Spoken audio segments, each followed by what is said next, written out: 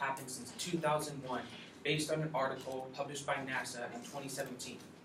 This has been caused by global warming, one of the many environmental problems that our world faces today. Problems like this that humans have greatly contributed to are only going to continue to get worse unless we actively work to fix them. There are many ways that people can help the environment, but I'm going to focus on how you can start to live a greener life by modifying your food consumption, energy use, and transportation use. The first step that you can take to start to live a greener life has to do with food consumption, and more specifically, how you receive and use your food. Buying locally grown food is very beneficial for the environment because it does not need to be transported very far, so less greenhouse gases are emitted by vehicles, and less packaging is required because it does not need to be preserved for as long. If you take a look at the picture up behind me, you can see the amount of CO2 that is released by the four main modes of transportation. Buying locally grown food is very convenient for all of us as Cal Poly students because we can get food at the campus market or at the local farmers market that is grown in this area. For those of you who don't cook, you can still support buying locally by eating at places that buy their food locally. Buying locally grown food can be very beneficial as long as it does not go to waste. According to a 2017 article, Food Waste and the Green Consumer, published by the Australasian Marketing Journal, the Food and Agricultural Organization of the United Nations states that the percentage of food waste corresponds to 30% of global food production, which is a lot of food. You can prevent yourself from wasting food by making sure you plan out the food that you're going to make before you go and buy it, so that way you only get exactly what you need. It is also important to make sure your food is organized, so things that expire sooner should be towards the front, and things that expire later should be towards the back, so that way everything gets used. The next step that you can take to start to live a greener life has to do with energy use and being more conscious of how much energy you are using.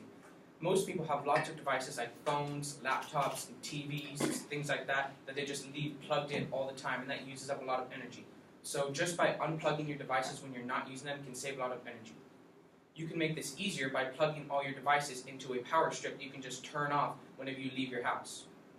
It is also very important to make sure that you turn all your lights off when you're not using them, because those use a lot of energy.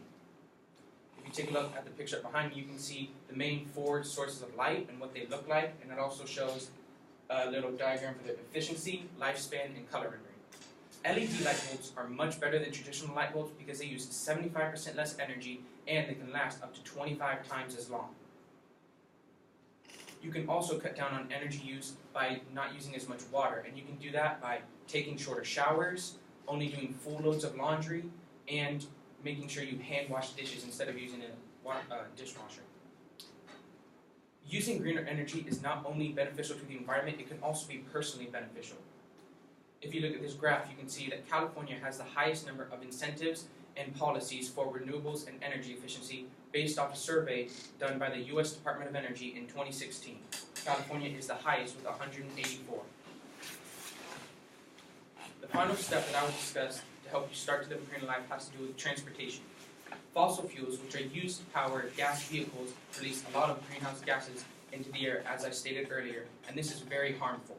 You can cut down on your vehicle use by biking or walking whenever possible, and luckily for all of us, we live in a town that is very bike-friendly and usually has very good weather.